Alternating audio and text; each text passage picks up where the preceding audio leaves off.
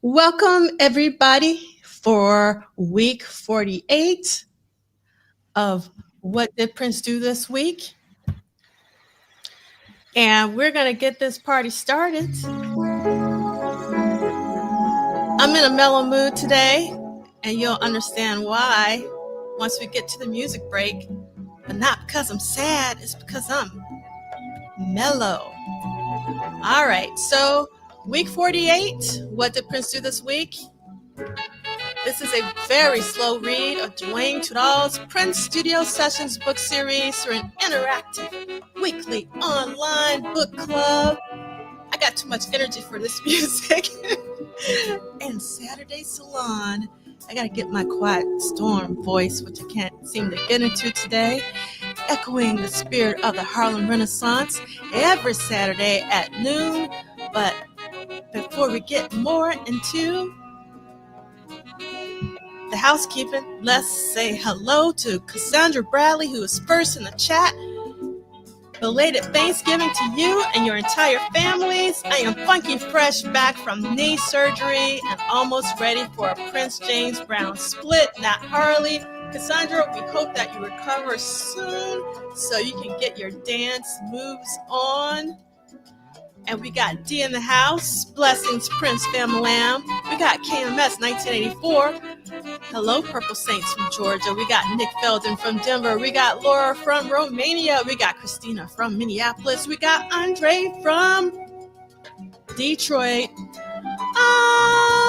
Everybody wants me to do something special for the 100th episode. I don't know if I'm going to be able to do that, but it's going to be 100 episodes, and sometimes you have to be thankful for what you got.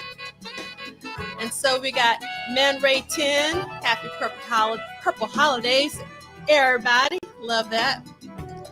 We got Barbara Y from the ATL. We got Drea Dances.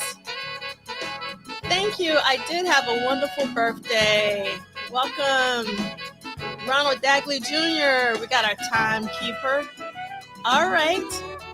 And then we got Dr. Claw. Got the purple bars and the snowflakes. We also have Raywan. We got D68A.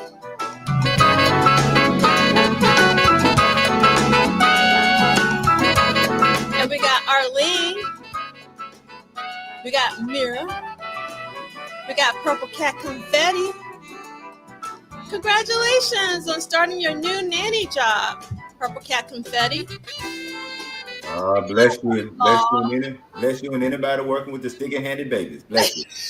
Bless you and sticky-handed babies. Go ahead on. Yes. And we have one of the hardest working men in show business, Law. Welcome. Michael will be joining us. He's just having some computer problems right now. He's trying to... Yes. He's computer free for the moment. Yes.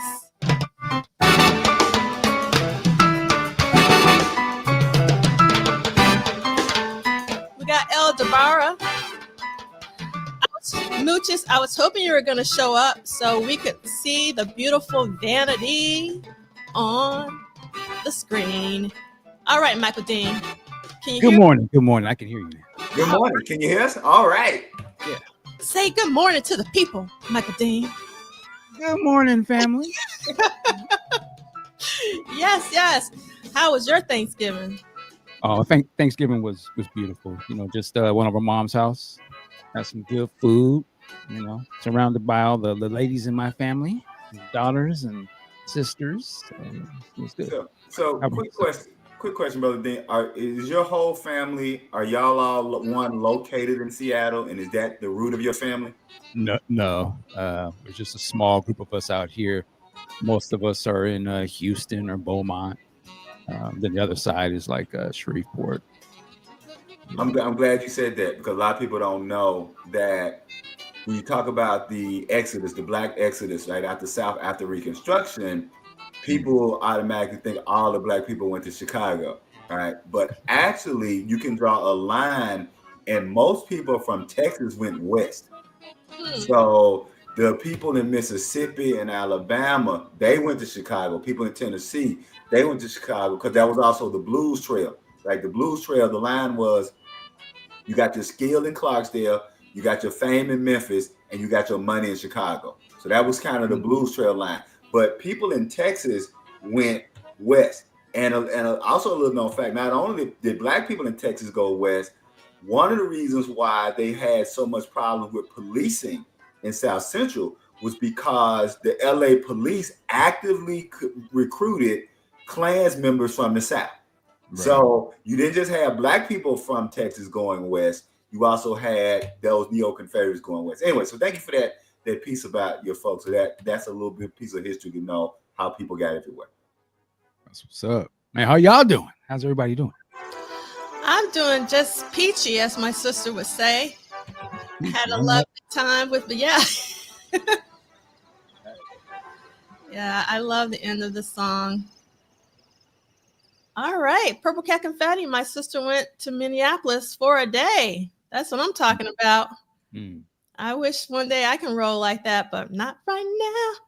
All right. So let's get finished with our housekeeping. As always, we have a lot to talk about. And we are going week to week, not date to date. And I don't know. I'm here. Let's see. I'm going to keep talking to see what happens. What did Prince do this week? You can follow the detailed schedule at this QR code or bit.ly link. You do not need the expanded edition, but this is what we reading. Awesome. C Liegh, do you not have your book today? Oh, I'm sorry. Yes, I do. Yes, I do. I was like, did you not come to class prepared? I was actually reading the comments and got caught up. I was like, oh, these nice comments. Yes. So we got the I-55 to 57 corridor from Mississippi to Memphis to Chicago. I was trying to think of the city that's outside of Chicago that all black people know you don't stop there. I gotta remember that city. But Brother Dean, this is how you know you don't stop there. First time I stopped there to get gas. And I went into, I know this is crazy, this is wrong. I went into the KFC and it was white folks frying the chicken. I was like, no, this is not the place. Hilarious. Not the place. This is not the place. I said, and when I told people Chicago, they said, you got gas where? I got to remember the name of that city. But it's a city that was known in that 55, 57 corridor that you don't stop. You get gas either before there, so you can get into Chicago and get your gas up. I got to remember the name of that city. Anyway. You know, Cicero. That's it, brother. Watch this. Cicero. Look, I don't like the name of the sound of it. If you black and traveling to Chicago from the South, don't stop in Cicero, player. That is it. Yes. I was gonna say my only couple of Chicago stories, and my Prince related one in a weird way. I don't know why I'm even gonna say this, but I drove through Chicago. This is before Emancipation. That's how I framed some things in my mind, like what album was out. But it was, and this would take you back to like Hammer's Chat. Who remembers those? I believe the early days of the org. Didn't they have a chat there back in the day, or some sort of function of that? Anyway, this was back in also AOL days, Prince chats. But this was back then. And there was a fellow Prince fan that I'm not going to say their name, and most of you wouldn't know who it is anyway. But yeah, we got to talking. You know how they get to talking. Lips get loose. You get to talking, and their feelings get to exchange and whatnot. But it all ended up where I flew out to this area, and then we drove back. It's DC, and we drove all the way back from DC to Seattle, and one of the stops we made was Chicago, and it was winter time. And I figured out, I didn't realize it was the wrong time to be driving across the country, but we got to Chicago, and I just remember there was like a McDonald's. It was like on the freeway, and you just pull off on the freeway, and it was just like this one little building, and it was just like a rest stop, but it was a McDonald's. And I remember we drove into that, and everyone was looking at the TV screens in the McDonald's, and what was playing on was the Chicago Bulls game. Jordan. and everyone was just transfixed. And I was like, "Can I get a Big Mac to go?" I got my nyan in the car, and we trying to get back to Seattle. So that's my Chicago. And the other Chicago story was I actually almost got jacked in Chicago, but that's for another time. Oh no! Yes. All right. Anyway, story time. Yeah. No, I love it. That's what Thanksgiving is all about. Professionals of the Purple Kingdom. That's another podcast, Michael. There you go. All right. So these will be archived at Polished Solid as well as at MDean on YouTube. Please subscribe, like, and help spread the word because we love Duane's book. We love Prince. We love Prince on tour. And we're just having a great time. Obviously, I love this community, and I really look forward to being with all of you every Saturday. And I know that you do too, or otherwise you would not show up every weekend on a Saturday. And Chris Bournet is saying, I am on a plane flying into Chicago right now. That's what I'm talking about, commitment. Okay. On my way back from visiting friends in London, England. Ooh, I wish Chris. London. We had a layover in Iceland, so I've been around the world in a day. Well, you're an international lover, ain't you, player? International lover. Go ahead, brother Renee. Go. Hey, brother Renee, just remember, put your seat back. It's like, if turbulence. So you got Wi-Fi on the plane or something? How are you watching this? Yeah, you got Wi-Fi on the plane. That's what Chris Bournet does it. There you go. That's what I'm talking about. International love. The rest of us, we got to turn our Wi-Fi off. But Chris Bournet, his Wi-Fi stay on. Yes, safe travels. Yes, Christina. Let's keep it focused. Yeah, so Kim isn't with us right now. Hopefully she'll be right back. But yes, we got to stay focused. Okay. We got El DeBar Prince Icon photo exhibition last week in London was so worth it. Got to meet Steve Park amongst other great talent. That's so incredible, El DeBar. I saw the video. Like I said, Michael Dean, I wish I would have made different life choices so I could have just flown over to this London photo exhibition, but I did not make those choices. So Me and you both. I did not make the right life choices. Yes. Every time somebody come fix something in my house and they charge me $500 for 15 minutes ago, I did not eat damn poem and get it. I have not made the right choice. Yes. And we have Realign the DJ. Realign the DJ. Why do you have old school album? Yeah, Woman in Red. Woman in Red. Hey. Woman in Red. Is there like a anniversary, or is this just what you're listening to right now? Tell us about your avatar. Because what was the song from that? The big song from that? Lady in Red. Woman in Red. Okay. I was like a kid. I just didn't know exactly what that was. I was like, oh, this is some movie and the lady is in the red and her thing is blowing up. I don't know if I'm supposed to be looking at that picture, And to keep it PG, that movie opens with one of the funniest lines my teenage self had ever heard. I'm gonna keep it PG, but because that's Gene Wilder. Gene Wilder is starring in that movie. And that movie because it opens with him on a ledge. The movie opens with him on a ledge and people think he's about to jump off the ledge. And I just tell people, go check that out. Oh, I just called to say I love you was also from that. There you go. Okay, I was always partial to Woman in Red, but you're right. I just called to say I love you was a bigger hit. There we go. So Carol Brooks is asking, is the photo exhibition coming here? I haven't heard anything about one coming to the States, but that would be lovely. So if anybody hears about an photo exhibition for the Icon book, please let us know, because I am less and less on social media and I am not in the know lately. So I really appreciate that. All right. So this is our hashtag. Oh, I feel like, C Liegh, did you want to say something? Quickly, we can circle back to it. So Bomani Jones, who a lot of people know I love, has been doing concert reviews. And he said that I Just Called to Say I Love You is the Stevie Wonder hit that nobody wants to hear, but Stevie is obligated to sing it because it was a hit. And so my question is to the Prince community, is there a Prince song that was a hit? Oh, that's easy. That Prince may have been obligated to play that the majority of people didn't want to hear. It just had this, and I'm being facetious. I'm just kind of joking, but I thought about that notion that we all know that there are lots of artists who kind of got saddled with a hit.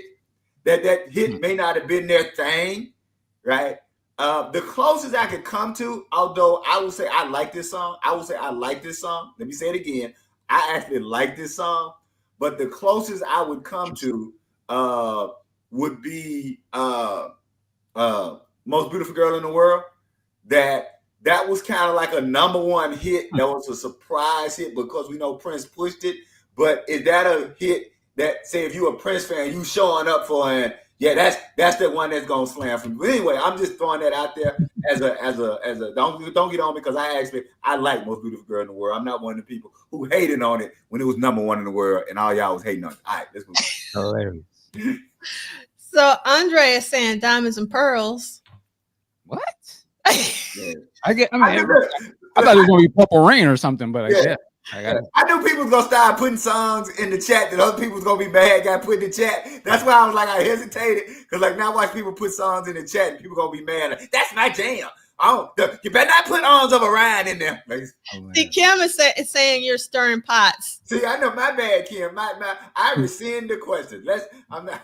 The only song I can think of that it wouldn't be a Prince song. I would think of maybe somebody like Cisco with Thong Song or something. I don't know if that's something he still would want, but maybe he's like, yeah, I gotta do. But that would be something like you might want to grow up out of that one. The Thong Song. Oh my God.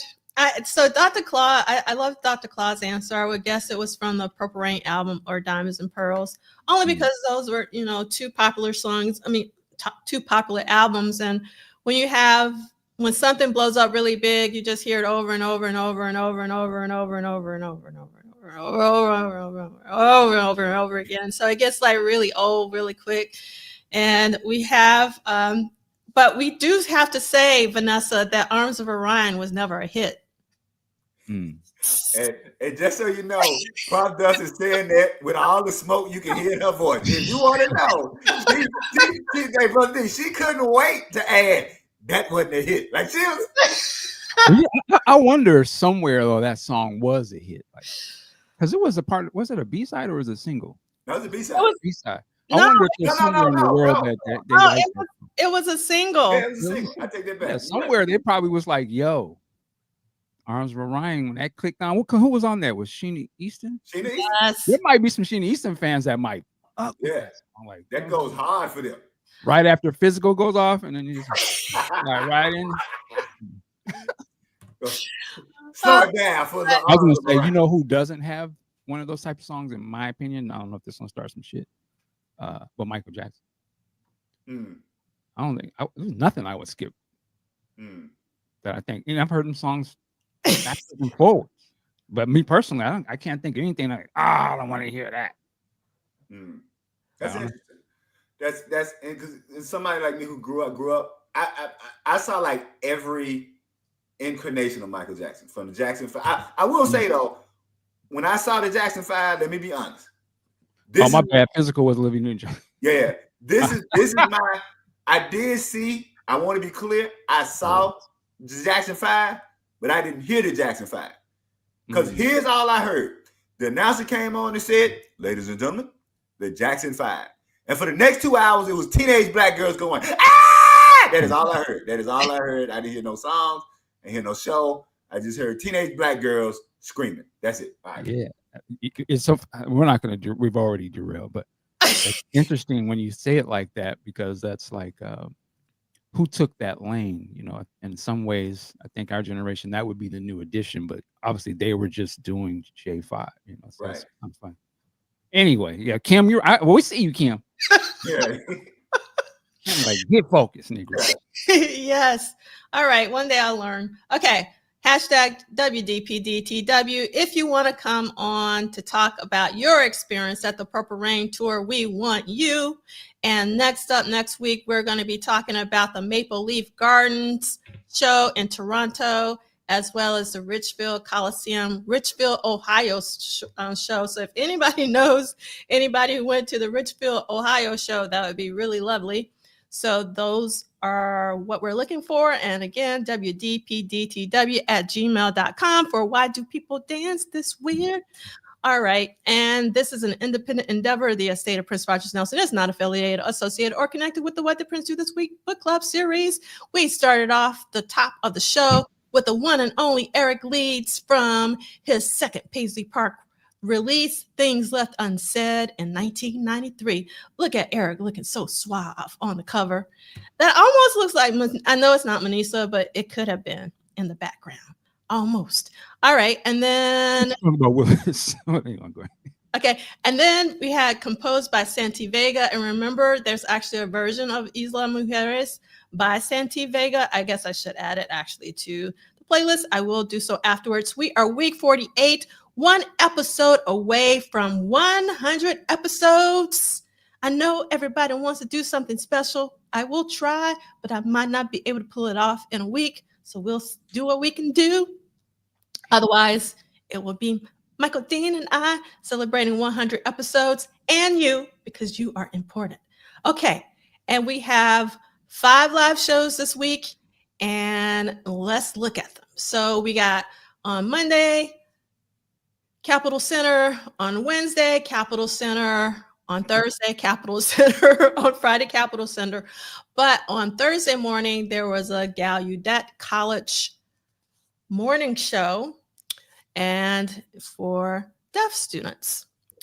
All right. So this was a bit of an itinerary that has been in probably one of the auctions and things. And you can see that the hotel was Watergate. I didn't even know that there was a hotel called Watergate in DC, which is kind of funny in my personal opinion. And then you can see. So was that the hotel where they had the tapes?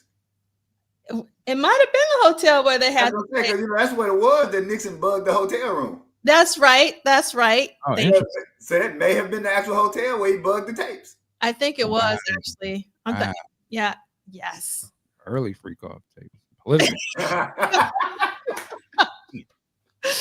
Oh my God. And then you can see on Saturday that they traveled from Washington to Toronto on Saturday, and they took US Air number 244. And once they got to Toronto, they were at the Westin for one night, and then they moved to the Maple Leaf Gardens. Oh no, Maple Leaf Gardens is the venue. Duh. I'm still a little tired this morning. Okay. We just got confirmation. People said yes, that is the hotel. Yep. Okay. That's the hotel where they booked it. Yes. Awesome. Okay. So Prince stayed at the Hotel of Infamy. All right. So let's get started with our readings for the week. This one would be super short. This is about the Philly show from an article in the Atlantic City. It's called Press of Atlantic City. And the end paragraph says, and this is Prince speaking, this is how he ended the show in Philly. We're only here for a short time. Try to love one another, and may you live to see the dawn. I just really love that we're only here for a short time. It's always a constant reminder. And then, so this is a ticket from the Monday, November 26th show at the Capitol Center. We've been seeing the tickets, so we know what they look like.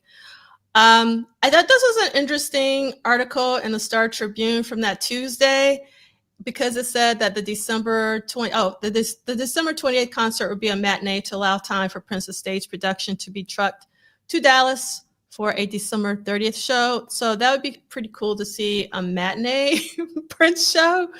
I wonder what that was like, and it may not have been different.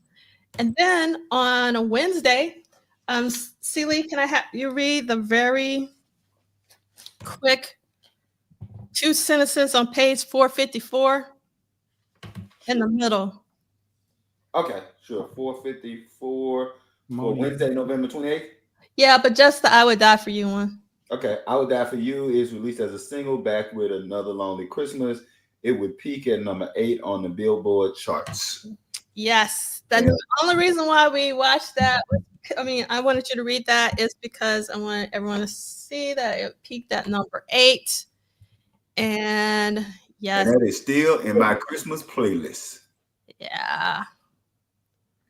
Nice, Rodney. That's so great that you went to the Spectrum. for the Thanksgiving show. Well, come on and tell us about it, right? Yeah, you know what, Laura? This is a really good question. My presentation at the last Prince Symposium that Dr. Kirsty Fairclough did at the University of Minnesota, which was called Prince on Screen, I actually talked about Prince and death throughout his career. So maybe I should write that book because it doesn't exist. All right, so let's see. This is what the fourth single looks like because the 12-inch won't be released until a couple of weeks later. So this is the 7-inch single and what it looks like. And then, oh, I had the back, but it doesn't matter. On the back of this is another Lonely Christmas. That's what I hit that slide for some reason. But everyone should know, because we talked about this maybe in September, I think, that there is a version of I Would Die For You on the brand new Tranza compilation put out by Red Hot. Red Hot has always put out, for decades actually, compilations supporting really good causes. And there's a version of I Would Die For You sung by Lauren Otter, but they're accompanied by Wendy and Lisa. And there's also a new song by Sade. There's also a song by Andre 3000, a new song by Sam Smith. I haven't had an opportunity to listen to the entire thing. I did listen to the Wendy and Lisa Lauren Otter version of I Would Die For You. It's also in the accompanying playlist. Is this new or is this? Yeah, it's brand new. It was just released maybe a month ago or 2 months ago, something like that. Well, who is this called? The Red Hot? Yeah, Tranza. It's Tranza, Transa. So Red Hot compilation, Red Hot, the organization, has put out several compilations over the years, and I actually used to collect them, and they've done, let me see if I can find it, so they had Red Hot and Blue was their first one from 1990. And I'm going to actually share this so you can see it. They have released so many different. Familiar, Red Hot. I kind of remember that. Because they've done Red Hot and Fela. They've done, one of my favorites was Red Hot and Rhapsody. Is that Fela as in Fela Kuti? Uh-huh. Yeah. There's that a song with D'Angelo and I was did a song just listening to Fela Kuti last night. Yeah, I think so, Michael. Yeah, it's and Real Lana DJ says that the Sade song is superb. Wow, it's a new Sade song. Yes, a new song. Oh yeah, let me get up on it. Yes, so it's called Tranza, Transa. That's what's up. Let's see. And, okay, yeah, Christina said that Red Hot and Blue was their favorite. That was the very, very first one. And it was actually, if I remember correctly, yeah, it was like Cole Porter songs. Okay. Bambado's on there? What? Yeah. So it's like the chair. I kind of remember this from back in the day. Yeah, like it's really a great organization for really amazing causes. And yeah, I'm glad that they're still doing their thing. And any new music by Sade is obviously always a blessing. And also Andre 3000. All right. Have you heard the Andre song on there? No, I haven't listened to it. Only thing I listened to was the I Would Die For You. That's the only one that I listened to. Oh, I had it in the wrong order. So this is the back of the single and what it looks like.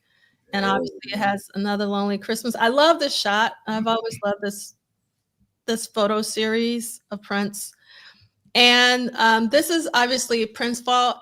And the reason why I'm showing this is that Prince Vault, if you read it, it basically says that Prince only played this song once, and it was on December 26, 1984 in St. Paul. So it's only live once. And I got to give thanks to D68A for posting a rehearsal of Another Lonely Christmas. And I'm going to say something controversial, but I don't want to be controversial. But if you have ears, I can kind of understand why he only played it once. That's just me. If you listen to the rehearsal. So thank you so much, D68A, for posting that. And then also there is some rehearsals footage that D68A posted of I Would Die For You. So there, I don't, so D68A, if you're still here, I don't think you have any shows from this week. So I just kind of use these two. Can you go back to the yeah, right there. Yes. Who did he do everything on that? I can't remember. Yes, I'm sure he did actually. And you know what? I was kind of not. So Yes. I've always wondered if that's been the reason why he couldn't get it right, because it was one of those really things that he did everything on. Yeah. And one of the few times that getting it to be communicated by everyone else in the same way. Because I'm like you, I have the version of it played live, and I don't hate the live version, but the intensity of what you get is one of the few times where the intensity of the live version doesn't match the intensity of the studio version. Mm-hmm. And so, yeah, I just wonder if it was just getting other players, right? There's this great quote from Prince. He was interviewed in 1980 or 81. He says that one of the reasons I do everything is because if I'm playing a song or writing a song, I could have sex on my mind, but the bass player could have ice cream on his. And so I always thought about that being the disability, the inability sometimes to get the people who are interpreting what you wrote to play it in the same way. I'll shut up. So I think can someone actually Google whosampled.com and see if someone has covered Another Lonely Christmas? I don't recall anyone covering that, but I love this quote, Chris Bournet, like if a blues artist would cover Another Lonely Christmas, it would be pretty cool. Mm-hmm. I love that you have here Buddy Guy putting his spin on it. Would be cool. I would love to hear B.B. King do a version of Another Lonely Christmas. Yeah. It would be pretty ridiculous. Because it has the space for a blues song. It has enough space. Yeah. Yeah, it really does. I mean, and like you should, C Liegh, you should definitely listen to the rehearsal that's in the accompanying playlist that D68A posted of Another Lonely Christmas. Because if you truly listen to that rehearsal, you'll understand why he only played it once. Okay. So thank you, D68A, as always, because the context is key. And all right, here we go. Another article from Vicksburg Evening Post. Here we go again. So last week we talked about the phones jamming. Prince fans who jammed telephone circuits earlier this month in St. Paul, Minnesota, as they rushed to snap up 34,000 tickets to two of the rock stars' concerts, rushed again to their phones to order tickets when two additional shows were scheduled. Nearly all the 34,000 tickets to shows December 23rd and 28th, which were announced Monday, were sold by noon Tuesday. The earlier sales for shows December 26th and 27th tied up telephone lines for about 5 hours. Northwestern Bell Telephone Company spokesman Tom Lee noted that the organization selling the tickets leased 10 extra phone lines for this week's expected deluge of calls. Wow. I thought that was pretty awesome that they actually bought 10 extra phone lines. I mean, that's pretty cool. Yeah, and you think about like 34,000. I mean, that's, obviously there's a few will call, but for the majority, that's actual real tickets. Like 30-something thousand people had to exchange hands to get those tickets. That's just fascinating. Yeah, like you need to say that again, Michael Dean, because we had to go to the physical location to get physical tickets. So you had 34,000 folks moving to get That's some logistics. Yeah. For real. Yeah. For real. Yeah. All right. So, Michael Dean, if you don't mind reading about the Thursday show, which is page 454. Actually, you know what? I'll read this. I'll read it. So it's It's the morning. It's about the morning show on November 29th, and it's Gallaudet College Field House in DC, and the capacity was 3,100, and it was a full house. And Bobby Z is the quote from this entry. Prince's charity work can be summed up in one word: Gallaudet, if I'm pronouncing that correctly. A surprise concert was scheduled for the morning at Gallaudet College, now Gallaudet University, a school for the deaf and hard of hearing in Washington, D.C. During the show, Prince's lyrics were interpreted via sign language from the stage. And this is Wendy. I remember we went to Gallaudet, the School for the Deaf in Washington, D.C., and did the entire show in their auditorium, and it was incredible. There were huge monitors on the floor in the audience, so the kids could feel the bottom end. I remember at least 25 signers in the audience who were watching us and signing all the words to every song. The kids loved it. This is Angela Maxey, 18, a deaf student in Gallaudet, said through an interpreter. I had a lot of fun. I felt his music. I couldn't hear the words, but I could feel the vibrations. Deaf people really appreciate and love loud music.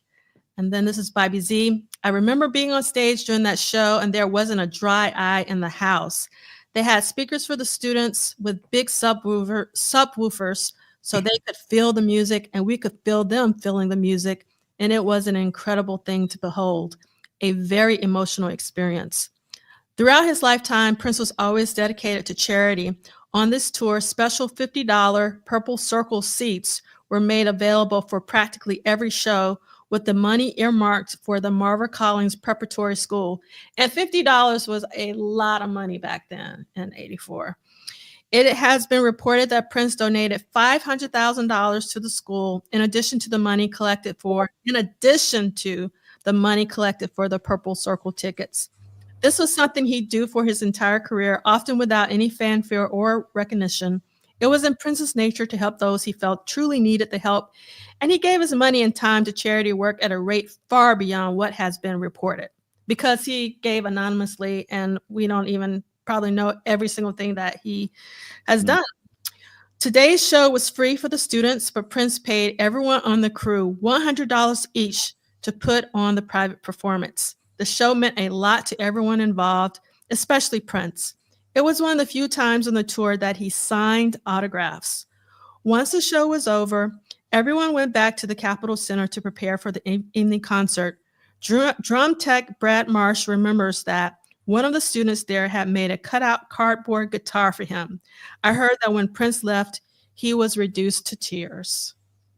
You said something that was important too. You said we hear about some of these things, philanthropy, but yeah, we probably have no idea what he was really doing. If you can just look at the ones that you've heard about, and you look at the background of them, and you kind of align them, like you can see there's sort of a pattern.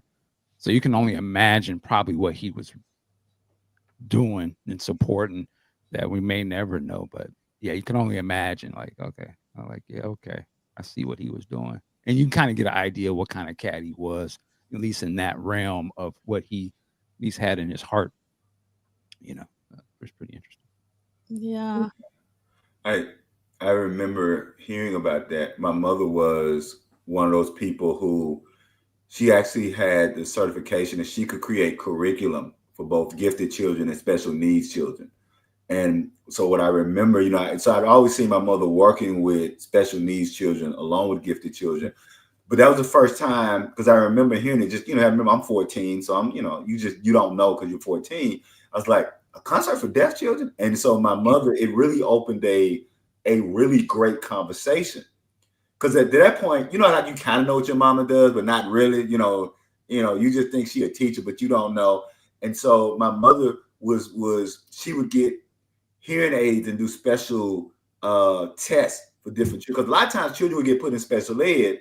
They didn't need to be in special ed. They had some kind of physical problem that if you could take care of their physical problem, you could put them in regular classrooms. And so knowing about this Prince concert, it was just interesting. I remember that concert because it really helped me have a conversation about my mother's work and to really learn the special work that my mother was doing. I know that's not what Prince had intended, but it was just a really cool thing that when I think about this concert, I think about it. It really helped me to know a lot of the stuff that my mom was doing. That's it. I'll shut up. Oh, wow. You're sure what Howard? I know. Yeah. C Liegh, do you remember what happened when people bought tickets over the phone? Did they just ask for your credit card and people just told them the credit card number? Because you would give them your credit card number.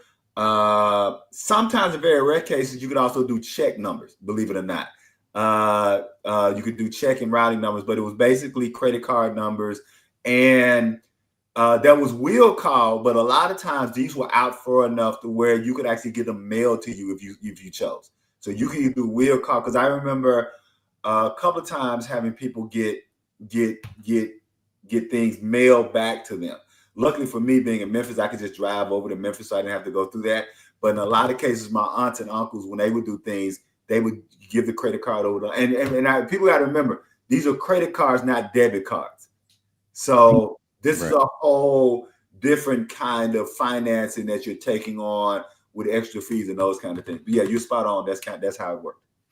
Yeah, so I don't remember because I never went that route. I always went to the record store, and Turtles was the store that I went to for all the tickets. And there was another store called Peaches in Atlanta that also sold tickets. And Dorothy is saying, yes, I did that and got it mailed. Mm-hmm. Yep. All right.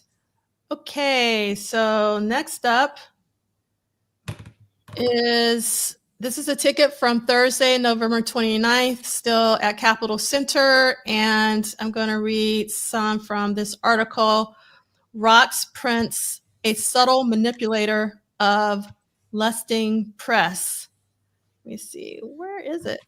That ad, though. Well, what's funny, Michael Dean, I was actually editing this on the plane, and I was like, somebody's going to think I'm a pervert or something if they look over and see this little thing. Okay, so I'm not going to read the whole thing. And this is by Ken Tucker. We've heard from Ken before. And it says, it took the mainstream media a heck of a long time with Prince. Why should this be? After all, the man has been making successful albums since 1978. The most obvious answer is, of course, simple racism. Most magazines and TV shows do not smother you with coverage if your album is #1 on the Billboard Black music chart. You have to be on the pop charts before they'll give you the time of day. Even then, it's an uphill battle. For example, MTV, cable television's most influential rock video service, didn't begin screening Prince videos until the demand was overwhelming. One result of this is that Prince's best pre-superstar music is unknown to his new fans. As exciting as Prince's music was on Purple Rain, on 1982's 1999, and on 1981's Controversy, wait for it, his finest album, which I agree with because that's my #1 Prince album. And I've never seen a critic say that outright, so I'm very excited to find this. The one that contains his most daring and compelling music, that's what he's talking about in terms of controversy. But then he's talking about, he said, no, I'm reading this wrong. Controversy, his finest album, the one that contains his most daring and compelling music remains 1980's Dirty Mind, a still impressive, still shocking album about love and sex unmarred by Prince's apocalyptic ramblings. Reviews of Prince's current tour suggest he isn't playing much from Dirty Mind. Let's hope his current success and the attendant pressure to make himself accessible, and that's in quotes, to his audience and the media don't kill his admirable desire to make provocative music in the future. And this is from a Canadian. I don't know if Ken Tucker is Canadian, though, because I think this might be syndicated, but this was published in a Canadian newspaper. I really loved finding this particular article. So, and I love that, he's basically saying, where were all these people from 1978 to 1984, which I think is pretty brilliant. That's just me. Mm-hmm. Yes, it's definitely syndicated. Thank you, syndicated article. Go ahead, Brother Dean. Go ahead. I was going to add, that person said something interesting about the apocalyptic ramblings. And I'm going to ask this question, but to set it up. The other day I was listening to 1999, but then somehow I got into Stevie, and you are the sunshine of my life.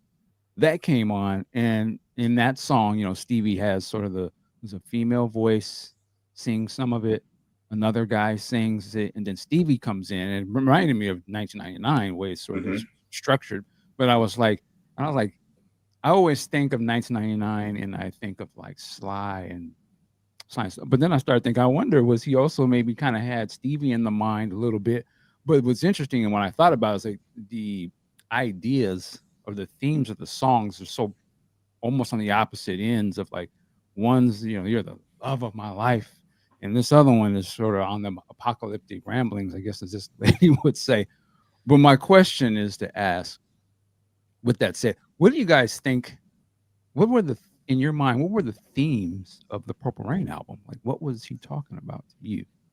What was the overall theme of that album? I don't know if you ever thought about it. I don't know if I've ever thought about that, but what's the overall message you think is the Purple Rain album? Where somebody could say, well, he's going apocalyptic a little bit on 1999, dealing with fears of nuclear bombs and that type of stuff. And then where was this one fit? What is he sort of occupied with, do you think? I mean, for me, the songs that really stood out to me, and this really ties back to the talk that I gave at that Prince on Screen. For me, Prince sung a lot about death. And the song that really stood out to me during this period was Another Lonely Christmas. Another Lonely Christmas is still one of my favorite songs, but it's probably the Prince song that I have listened to the least in my life purposefully, because it's very emotional to me. I remember there aren't a lot of times where I remember the first time that I listened to a Prince song, but I remember listening. I know where I was to Another Lonely Christmas, and it really affected me deeply. And I was concerned about Prince. I mean, I was like, did this really happen? Was this a friend? Is he okay? Kind of thing. It was just like, so that, and then obviously, so Another Lonely Christmas, and then, I Would Die for You. And then, just for me, it was, I've never really thought about this, but since you're asking this question, like, I love Computer Blue, but Computer Blue is like in a minor key, and a minor key, it's not necessarily depressing, but it puts you in a, you're not necessarily in a happy state or a joyous state. So, and then Purple Rain, for me was also like minor key. So I think that might be one of the reasons why it's not, one of my personal favorite Prince albums as a whole. Even though I love songs, but song like Ricky, who's probably still in the audience, for years I just didn't understand Baby I'm a Star. Like I just, especially once It's Gonna Be a Beautiful Night came out, I always thought that, It's Gonna Be a Beautiful Night is a better rendition of Baby I'm a Star, and just in terms of the mood, that, like the celebratory joyousness.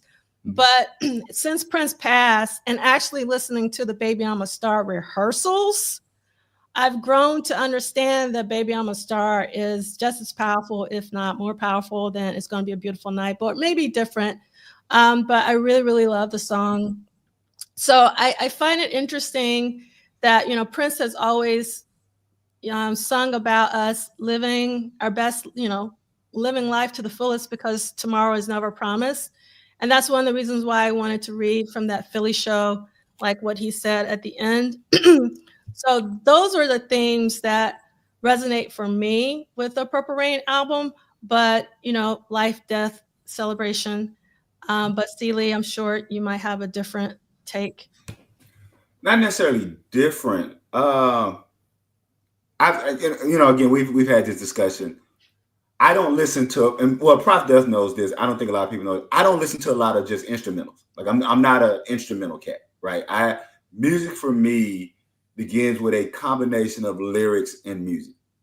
And so I have been, since 8, 9 years old, I was reading those lyric sheets. Purple Rain not only is not different than everything he was doing, it's a continuation of personal and spiritual growth.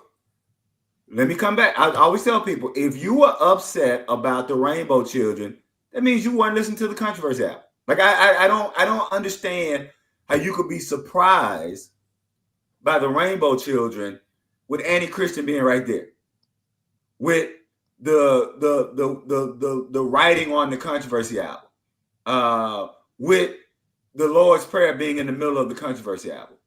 So I was so happy when Prince did the VH1 one-on-one interview with Chris Rock, because 2 or 3 years from that, before that, in my book, I said that Let's Go Crazy is about spirituality.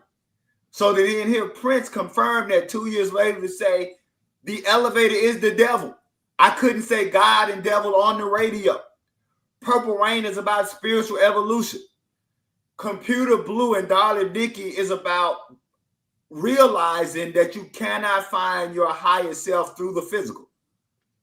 So Purple Rain is the apex of everything on which he was working, beginning with Dirty Mind through Controversy, 1999. The problem is when you have white rock critics reviewing you through their lens. See, the apocalypse is just as big in gospel music. The apocalypse is just as big. It's just that when you have it in rock metal, the apocalypse is everything is going to die. Everybody's going to die. Everything is going to be bad. The Black Christian expression of the apocalypse is the salvation of Christ. And so when you have white rock critics looking oddly at Prince, they're not used to there being a happy ending. They're not happy. They're not used to, well, Christ is going to save us from all this. They're only used to the heavy metal apocalypse of we're going to end, we're going to die, it's going to be over, we're going to have, no. That's not the Black music experience. So you had Prince giving them what they thought was white sounds, right? White sonics. And then injecting the white sound with a lyricism and a theology and a theme of lyrics. You didn't get that in Kiss. You didn't get that in these other things. So they couldn't, but if you go back, how does he end Controversy? With the cross, with the crucifixion. But in Black gospel music, the crucifixion isn't a bad thing. Christ had to die for us to be redeemed. So 1999, yes, it's going to be a party. Because although all this hell is happening, we going to party on the other side. We going to be saved. The afterlife. And so it's the afterlife. So Purple Rain was that same spiritual message. He just cloaked it in a way that, hey, if you just want to party, then fine. Just party. But there's some deeper stuff underneath that I was glad in that interview with Chris Rock, and then me being able to work with him for him to go, that was right. You were right here. This was dead on. Prince was talking about spiritual evolution and evolving to his higher self. Purple Rain, what makes Purple Rain beautiful is that it becomes one of the first times that Prince is trying to create an emotional relationship and not a physical relationship. In fact, he is relinquishing. He is submitting. He's saying, you know what? Damn the fact that the physical relationship didn't work.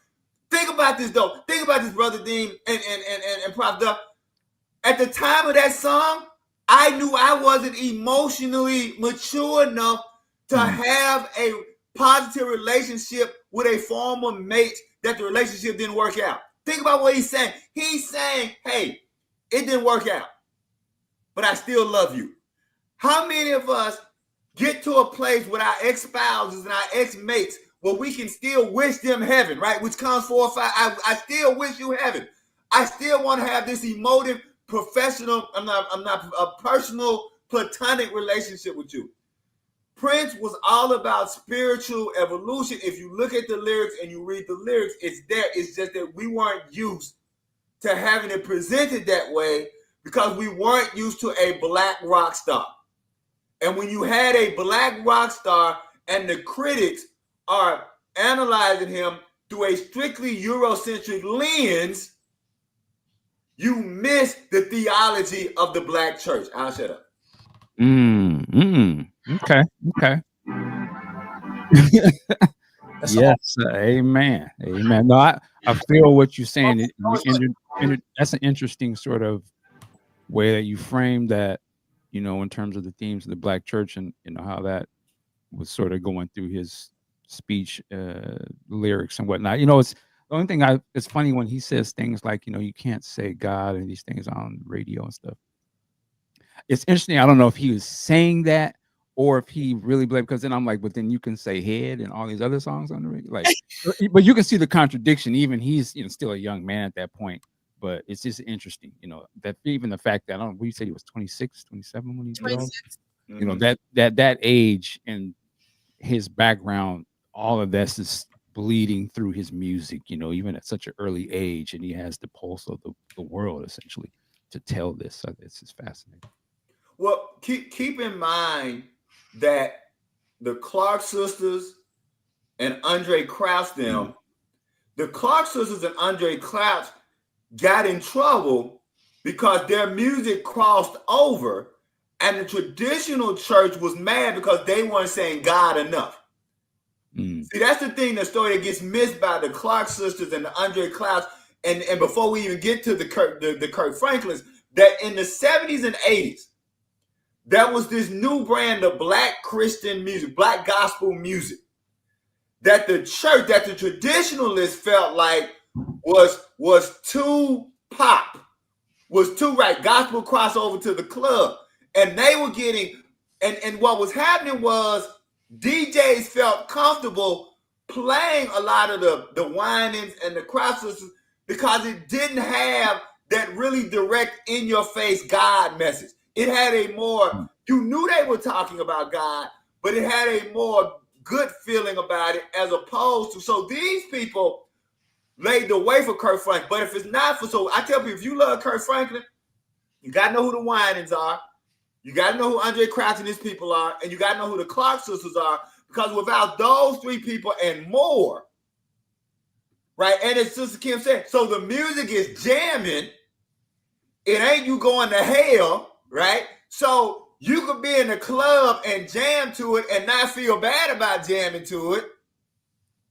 Yet they were fighting against that whole, we will play it because it's not in our face. So to your point, Brother Dean, unfortunately, singing songs about head were easily played on pop radio than singing songs about God. And so I remember the wine. What is it? What's somebody put in the chat? The song with the wine that had love in it. It wasn't redemptive love. It was whatever the one, not the one. Yeah, BB and CC had the song, and it wasn't redemptive love. And they got so much pushback because they got accused of being afraid to say the name Jesus. They said you sold out and you let the industry tell you that you couldn't say, but their addictive love, that's it. That addictive love got pushed back from the traditionalists. That's what Prince is reacting to, the fact that you really couldn't say God and salvation and be a pop artist in the same way that it was okay that you could say something else. I'll shut up. Okay, Dorothy. I was about to say it, but I know what he meant. Right. But I mean, they played Erotic City.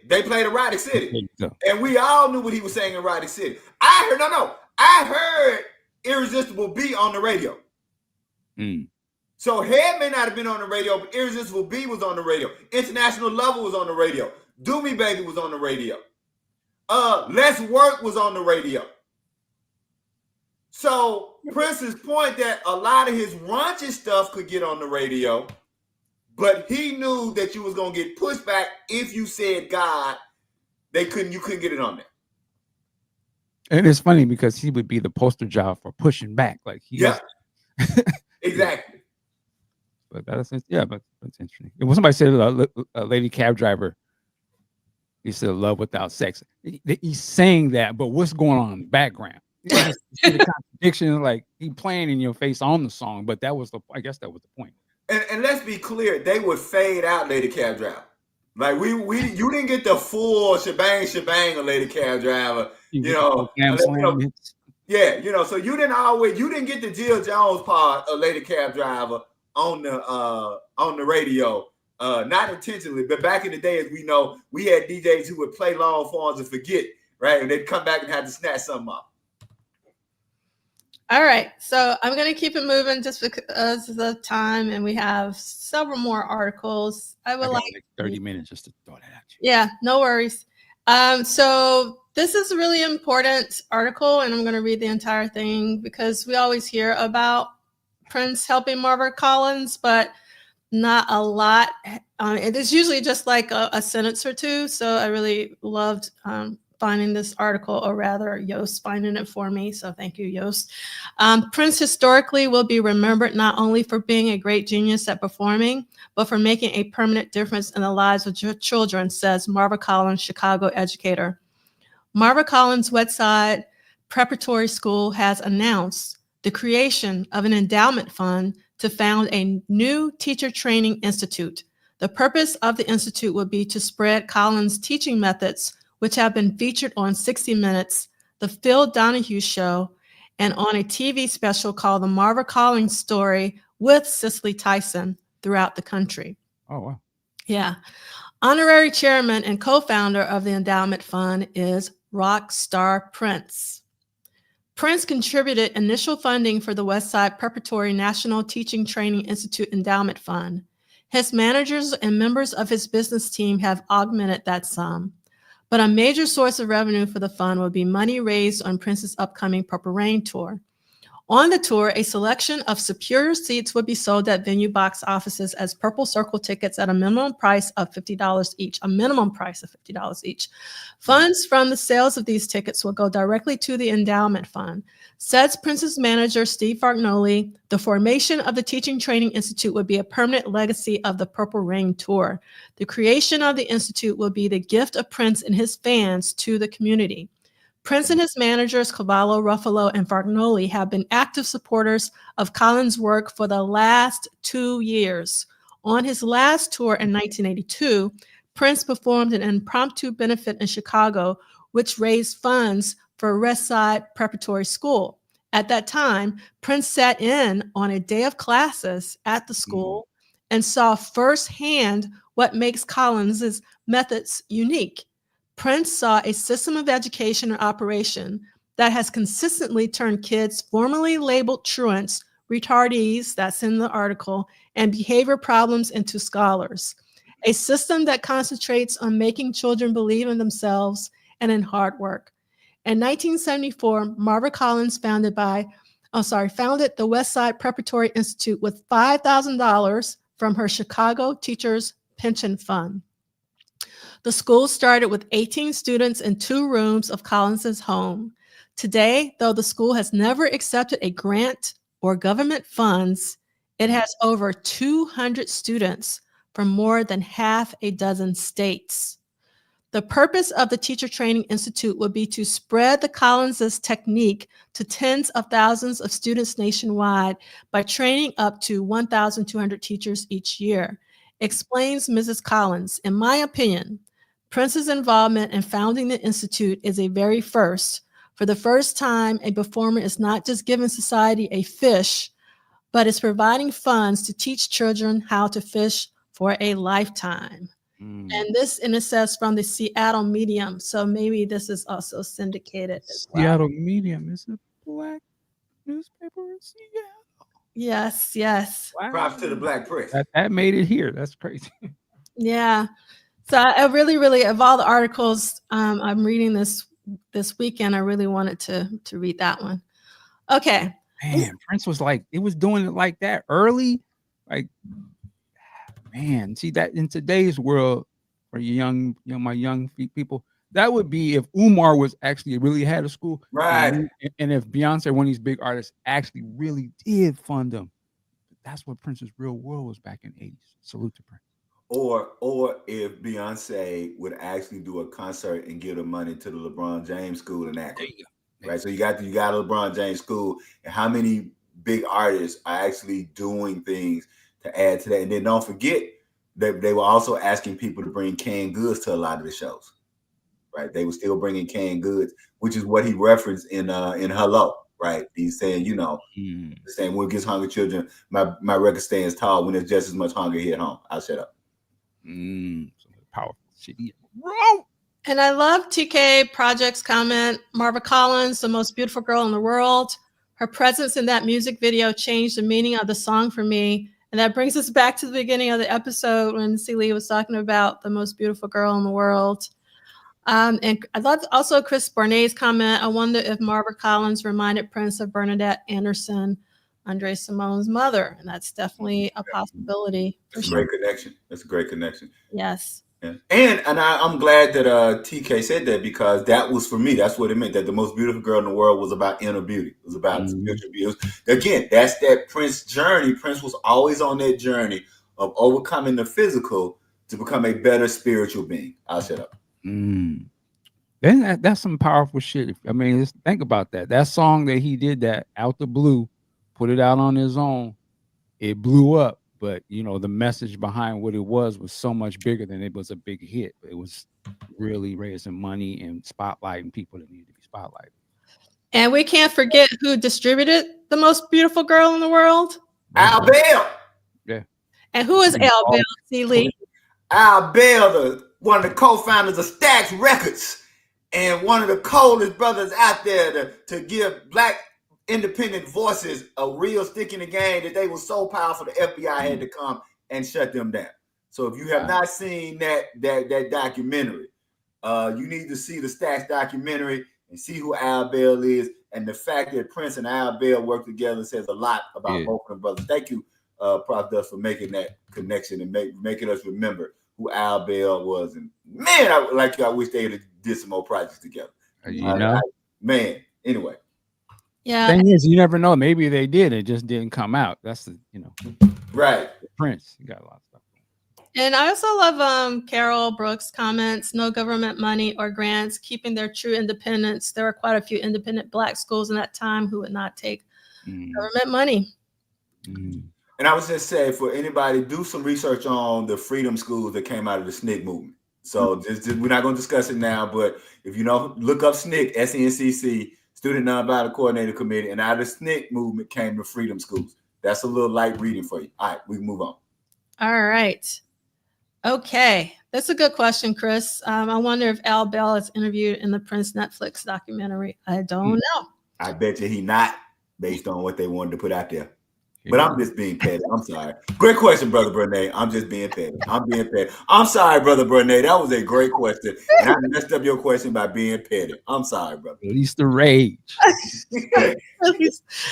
Okay. So we got to, I'm going to be reading a lot about Atlanta because that's the Purple Rain show that I went to. And I want to read this one. So tickets for 2 Prince concerts go on sale at 7 a.m. Saturday. This is in the Atlanta Constitution by Maureen Downey. Rock music fans in Atlanta have waited in line 7 days for Elton John tickets and 6 days for Rod Stewart. Apparently, they were ready to do the same for the flamboyant Prince. As soon as fans learned that tickets to Prince's Purple Rain January concerts would go on sale Monday morning, they began gathering at ticket outlets. Now, remember, tickets go on sale on Monday morning. The rush for tickets Wednesday led promoters to move up the opening sale date. Tickets to the January 3rd and 4th concerts at the Omni will now go on sale at 7 a.m. Saturday at the 38 Seats outlets, including the 35 Turtles Records and Tape stores, Gate A at the Omni, Bojo's, I don't know what Bojo's is, in Cedartown, and Macon Mall. Joe Martin, Vice President of Turtles Records and Tapes, said store managers were concerned that lengthy ticket lines would clog malls and shops during the peak Christmas shopping season. Martin emphatically said lines will not be allowed to form until after 10 p.m. Friday, after the turtle stores have closed. If they show up before we close, we're going to run them off, he said. The Omni lines will be permitted Friday at 10 p.m. after the Atlanta Hawks game is over, said Bob Williams, the Omni's director of marketing. Concert officials said they were not surprised. They were not surprised. People were ready to line up Wednesday and suffer 5 days and nights in the cold for Prince's Purple Rain show. Prince fans who intend to brave the line should note the strict guidance to prepare to adhere to them. All sales would be cash. No orders would be taken over the phone, and there would be no charges. There would be a limit of 10 tickets per customer. You may not buy 10 tickets per night, but the total may be split over the 2 concerts. Tickets cost $15.50 and $17.50 plus a $1 service charge. Despite past practices, Turtles will not honor ticket lists compiled by people waiting in lines. So they had a lot of rules, like cash only, no credit cards, no buying tickets for other folks past the 10 tickets over the 2 days. I just love the specificity. And what city was this? It's Atlanta. Oh, okay. Yeah, they weren't playing with us. I got one question for you, Prof. Duff, which may not even resonate with you. What do? Because I probably associate with something completely different.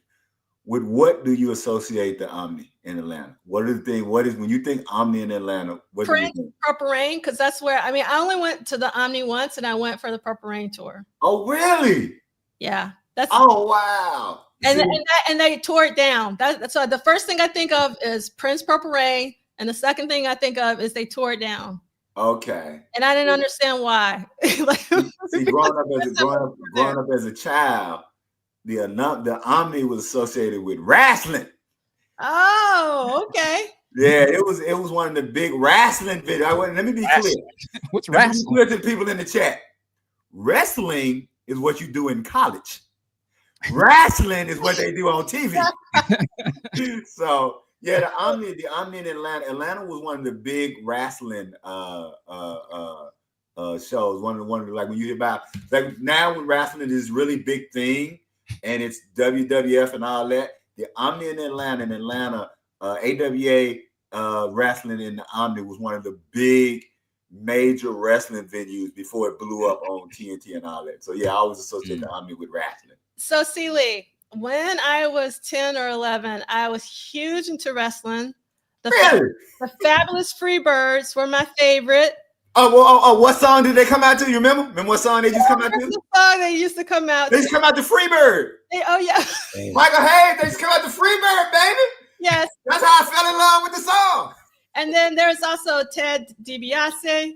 Ted DiBiase is from the city where I'm living now. What? I didn't know that. From Clinton. Go ahead. I got a funny Ted DiBiase story for you. Go ahead. And then obviously there was Andre the Giant. Hilarious. Yes, and there was another guy, but I can't remember his complete name. But he was like one of the few black. Junkyard Dog. Yes. Junkyard Dog. Yep. Brother Dean is looking like, what kind of southern country? What the hell? Junkyard Dog. So what's interesting, we had a family friend who was going to take me to a wrestling match, but I never got to get to this wrestling match. So by the time, I guess, it didn't last very long. It was probably like 2 years, though. I was really into particularly the Fabulous Freebirds. Yeah. Love. And there was a guy who became really popular later named Jerry the King Lawyer. He was on the big when it went WWF. He was from Memphis.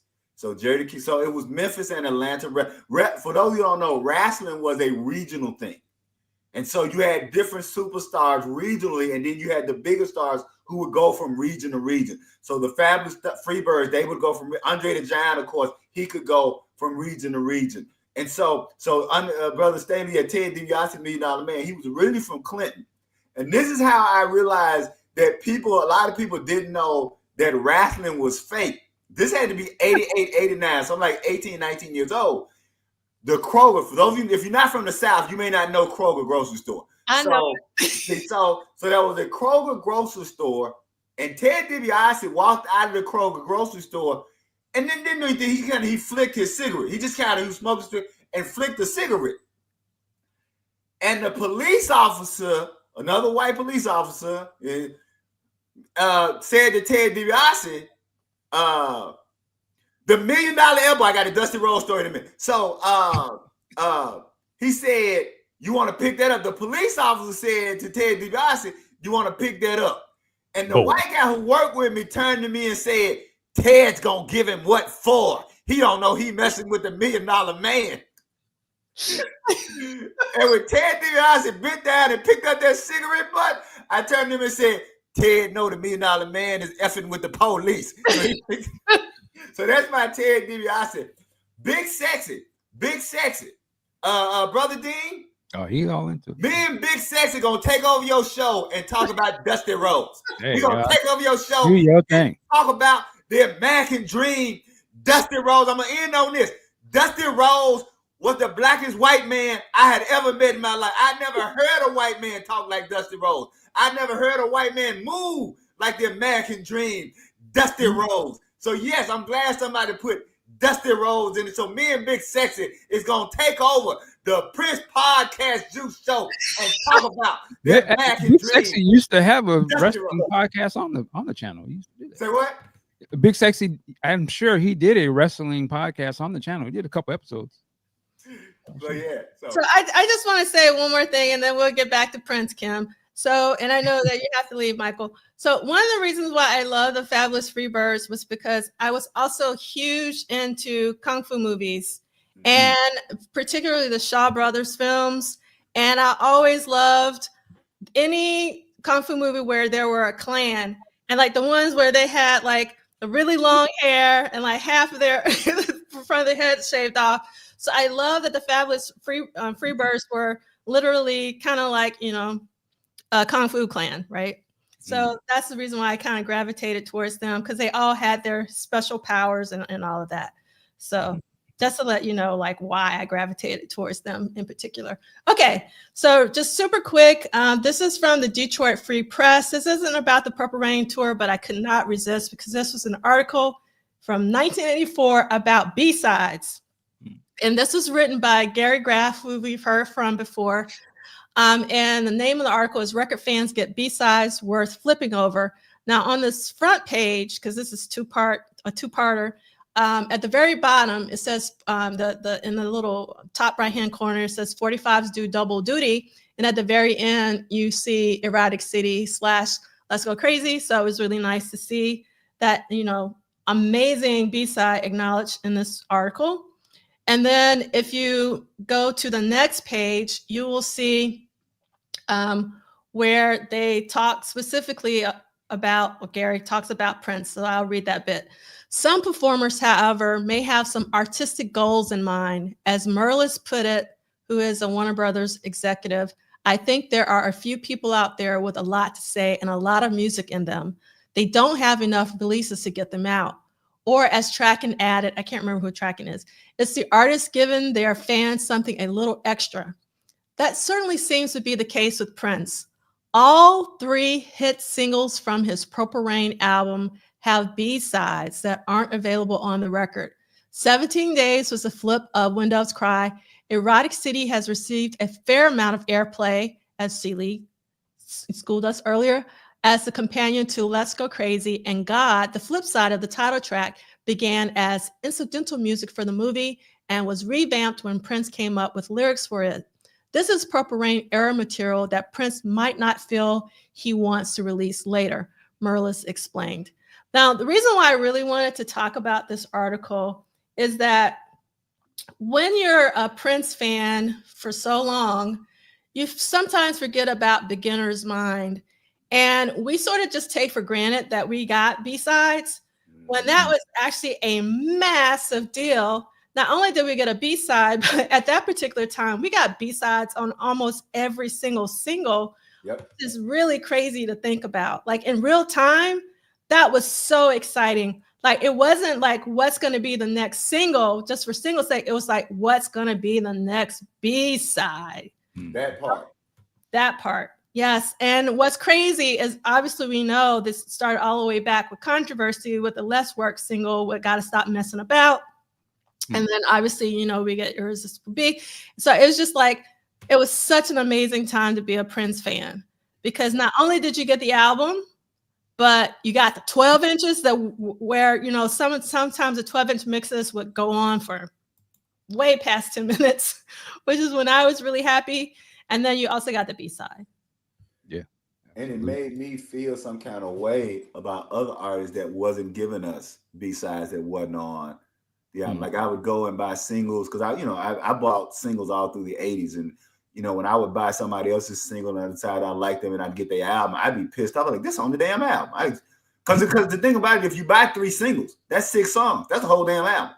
Right. And so that became the thing about it. Like, if you like their first single, like their second single, then you're like, well, do I want to buy this third single, or I just want to go and get the album? Because, like, unlike Prince, you weren't getting new material. So it really did. I'm glad you brought that up, because it really did. I would downgrade a lot of artists because they didn't have B-sides. They didn't have B-sides that wasn't on the record. I like, they not as creative as Prince. And it did impact where I would put people in musical tiers, because they couldn't give us something extra. That's it. I'll set up.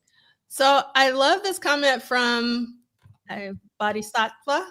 And I love, because I got on my Steely Dan shirt. Okay, I'm sorry. I'm getting ahead of myself. Every 3 months, it was like, where the new music? If it took longer than 3 months, you knew a new album was coming. I love this comment. Thank you for that. Now, this is something I don't know the answer to. Chris Burnett is asking, was Prince's bodyguard, Big Chick, ever a wrestler? Do we know? I'm trying to remember that article that he wrote. Remember the article that he wrote when he left and he did? Yeah, I didn't read it. Yeah, I remember him talking about being a bouncer.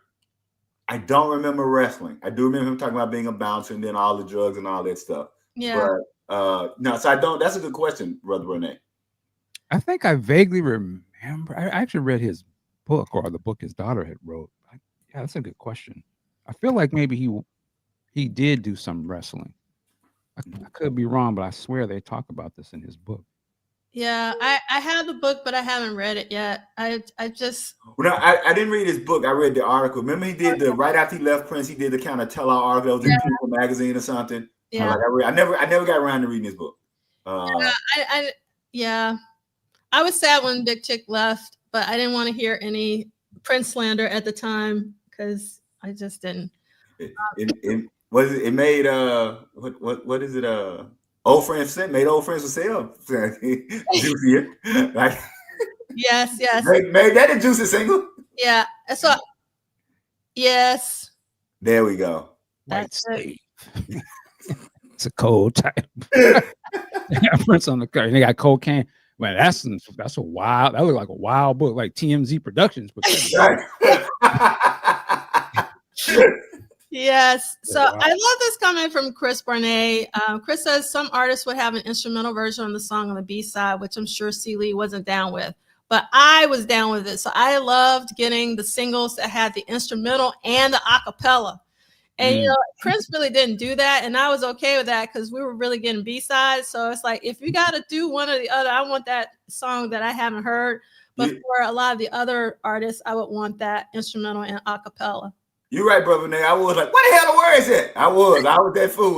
Whenever that instrumental that wasn't like this, I hated that, Brother Burnett. You are absolutely right. When they would release just the instrumental version of the song, I was like, what the hell? So yeah, you're right, but you got me paid correctly, Brother Nate. I hated that.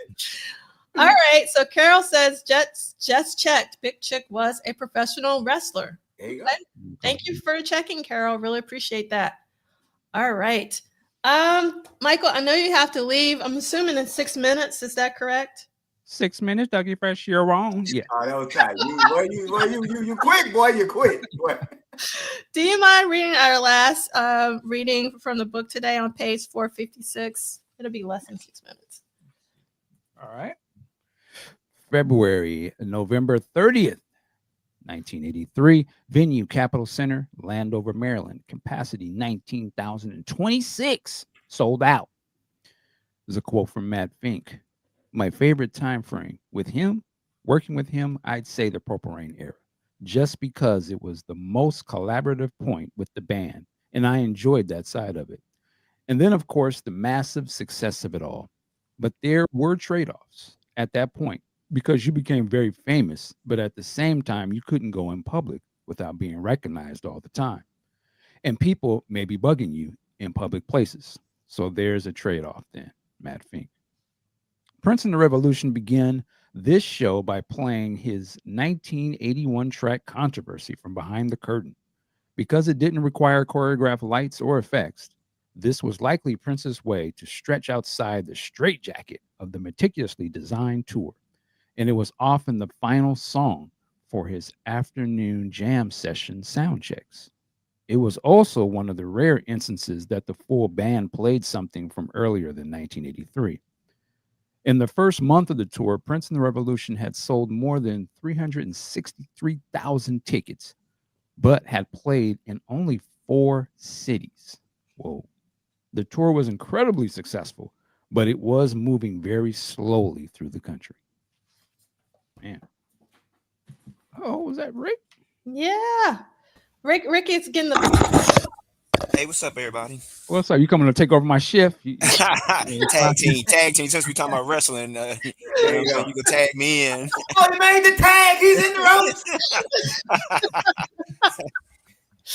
Tag team. Okay. Cue my theme music, man. It's gonna be a beautiful night. There you go. Yeah, that's what put in the chat. If you were a wrestler, what would be your walk-in music? I want everybody to chat. If you are a wrestler, what would be your walk-in music to the ring? Or if you were a boxer, because boxers actually have walk-in music. Yeah. So if you were a wrestler or a boxer, what would be your walk-in music? We gotta hear from walking in the face down. That's my walk. Okay. Hey man, good choice. I know what mine would be. It is the. I don't really have a lot of go-to Prince songs, but the song I go to when I'm most pissed off, I'm most angry, even if I'm doing some social political work around the city, the Exodus has begun. The Exodus has begun. When I'm pissed off, when I'm like, okay, it's about that time, we gotta go do something. I put on the Exodus has begun, or it just starts playing in my mind. That's the one for me. I think for me it would be The War. Yeah. Oh, interesting. Yeah. That'd be a long ass walk-in, but yeah, that's It's taking the dangerous stuff 24 minutes to get to the ring. The champ is here. Yeah. The war goes on and on. Oh my God. Okay. Oh, I love that it was Andre. Andre put Never Scared by Bone Crusher. Never Scared is actually one of my mom's favorite songs. Damn. I'm gonna go hard. Okay, let me explain. So my mom taught high school, and she said she had to listen to rap so she would know what her students were talking about. So she would listen to rap every morning. So it's like she was like, that's the one right there. Never Scared. Yes. Hey man, sometimes being an educator or former educator, sometimes then you gotta have that mindset going in. Yeah. You gotta play some, Bone Crusher or like some Ice Cube death certificate or something. And I love Ronald's Days of Wow. Yep. That's a good one. Uncas. And Less Work for Graffiti. Man, somebody said Arms of Orion.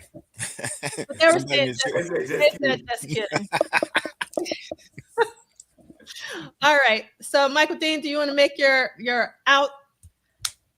Yeah, actually I will. Man, so thanks for having me on today. You guys continue on. Great show. Man, C Liegh, thank you so much. D'Angela, thank you. Ricky. All right. It's all good, brother. All right, y'all. Next time I'll just join you. You know what I'm saying? There you go. All right, you guys have a good one. All right. All right, bye.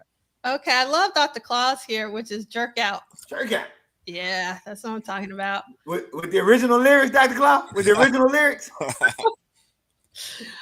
All right. Okay. So this is the ticket from Friday, November 30th. And so these are the two set lists that, so right now Prince Vault doesn't have set lists for every single show. So these are the two shows that are the next to each other where we have the set list.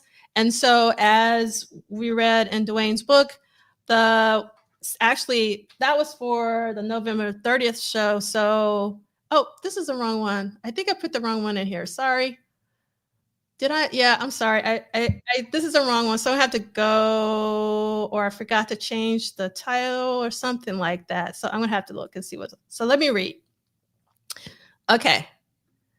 1:30 p.m. is Off the Top Rope. That's a good one, Sister Kim. That's a good one. I like where your mind is. Okay, so I'm gonna read this one, and this is Prince Cleans Up, receives a PG rating. Cleans Up Act receives a PG rating. Okay, and this is by Maureen Downey again, and I love the caption for the photo: bare-chested. Prince shed his frilly shirt in Detroit concert. So, audiences in cities where the Purple Rain Tour has already played apparently have found Prince charming. Atlanta will become the 13th city to host Rock's Royal Rascal when Prince brings his erotic funk to the Omni January 3rd and 4th. Whether the prancing Prince is fit entertainment for the teenage audience he draws may be a concern to some parents.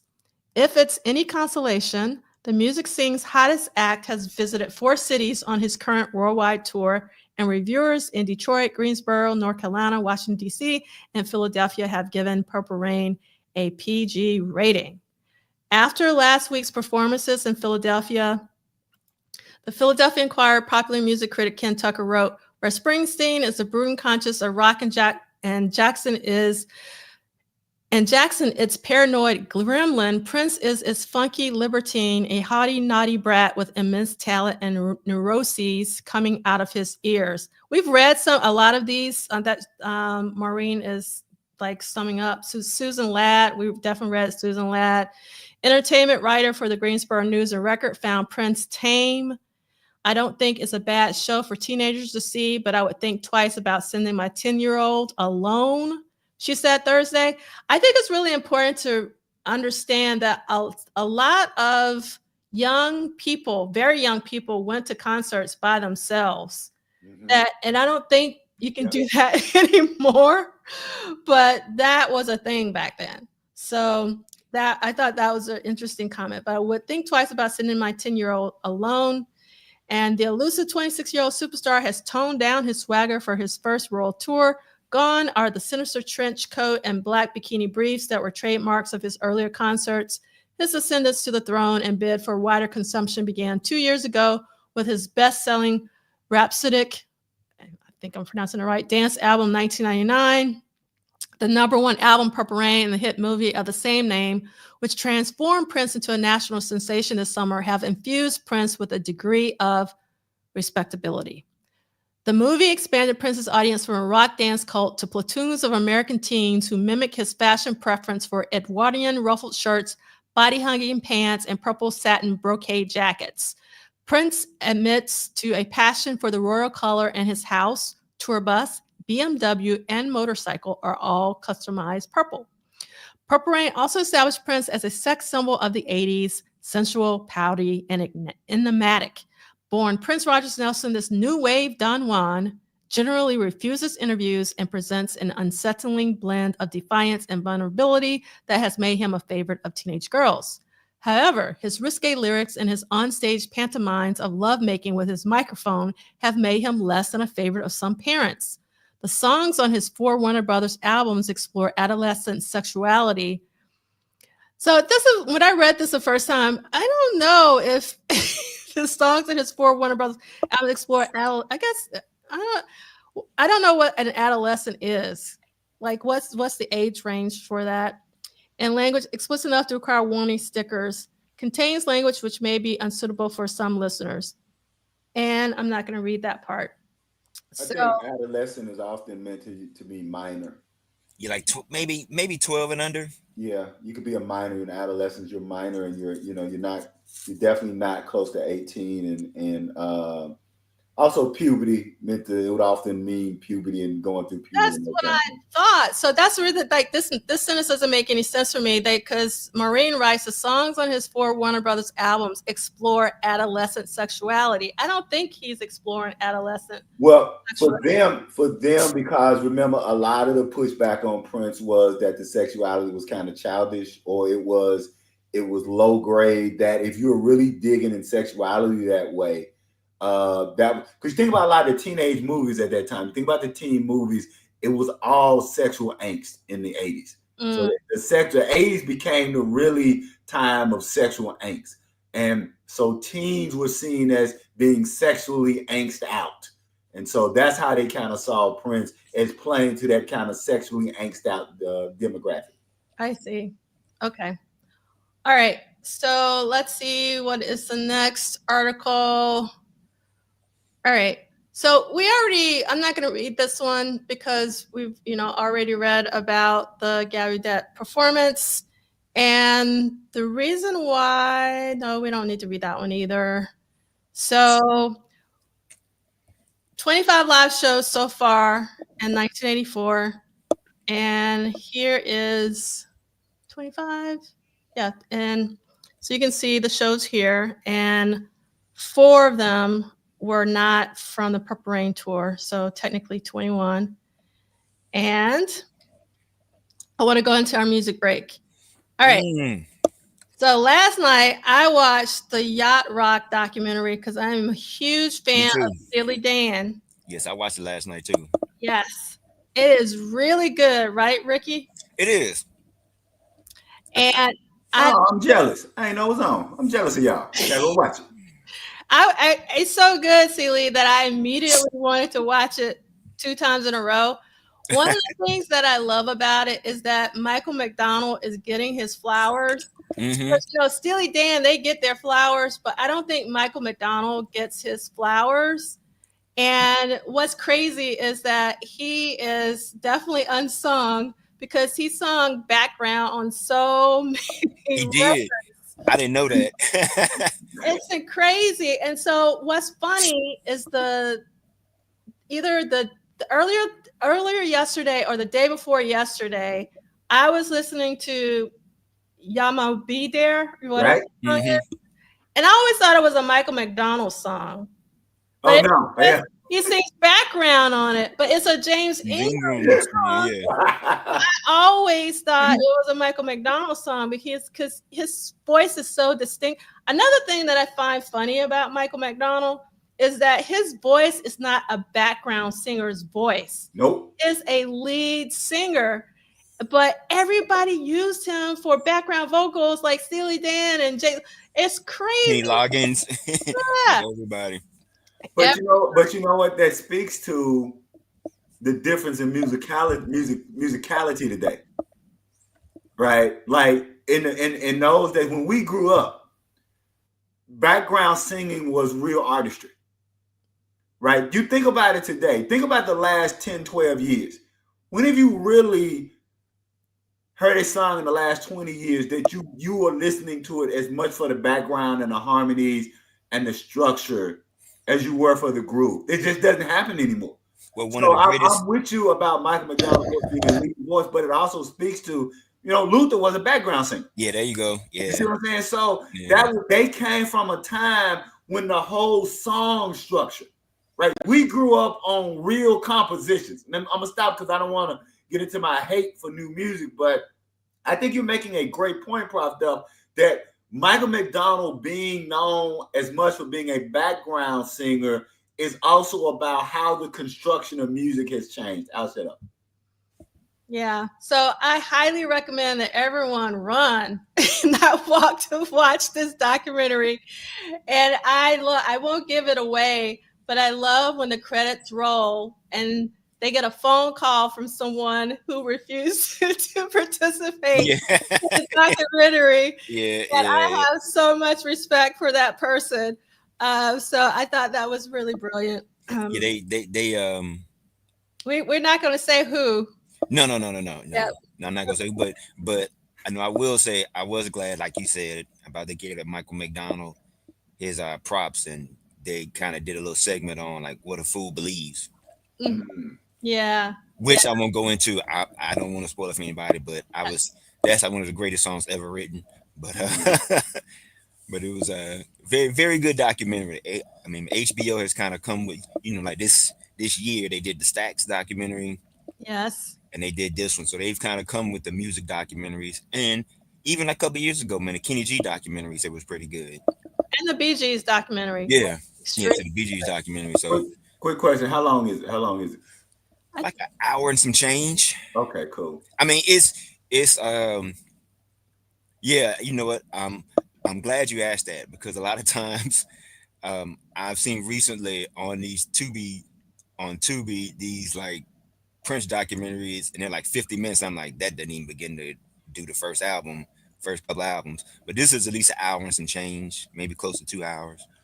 But I'm also worried about going the other way because I want to see the Beatles' new documentary in 1964. But the problem is I haven't finished the other Beatles documentary, which is 6 hours long. I've done the first 2 hours, and I haven't done the last 4 hours. So I'm glad to know that this one ain't 8 hours. No, it's not 8 hours. I actually watched all 8 hours of the Beatles. And what's crazy, the entire time I was watching it, I kept saying, I wish there was a Prince documentary like this. I wish there was, just that on Disney? Just seeing them record. What's that? I said, man, is that on Disney Plus or something? I don't know. Is it? I think it's Max. I think it's HBO. It may be, yeah, because I got it with my Hulu Disney HBO special. I mean, package. So I think it's on HBO. I love this coming from Blade Brown. Don't go to Tubi for Prince docs. You get a Prince documentary. Yeah. Though I will say, I'm saying how far I got, which is the best part, because I don't want to go back. And it's sad. So I know it's sad. I shouldn't be laughing at this. But the best part of that Beatles documentary for me so far was the fact that George had quit and nobody knew. I was like, damn, that's why he quit. Like, Rick, that's why he quit.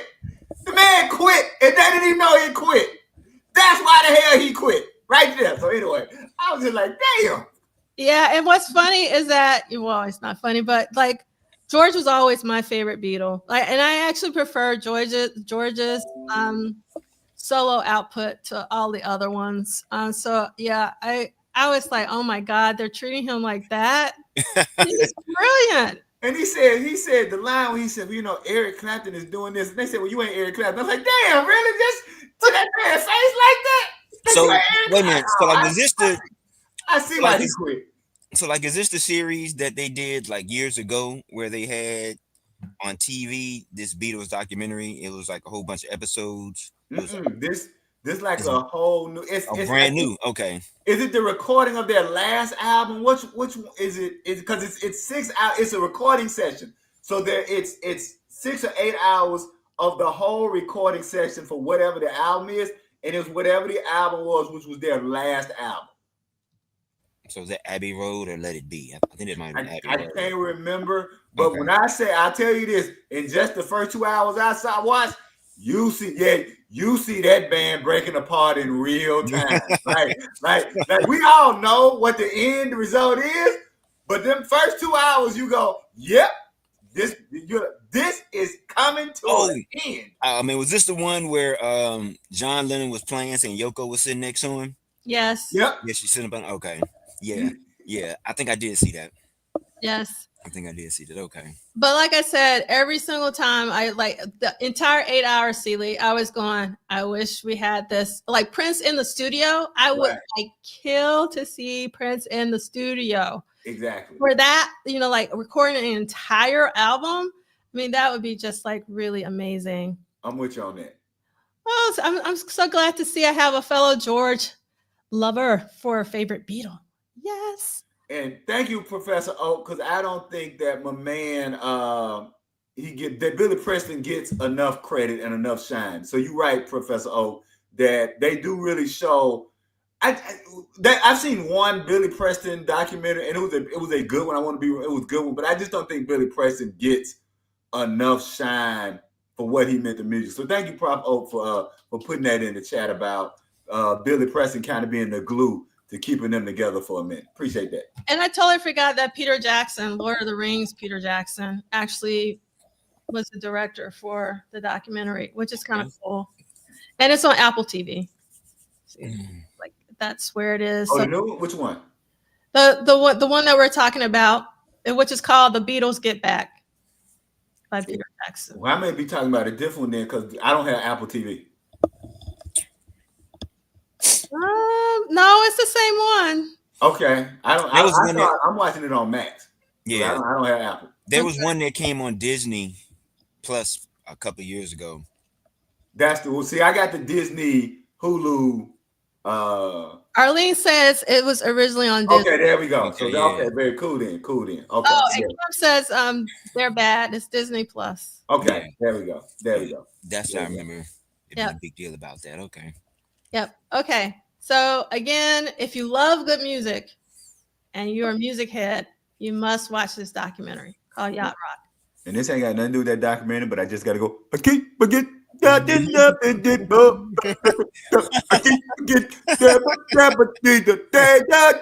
let's move on. Okay.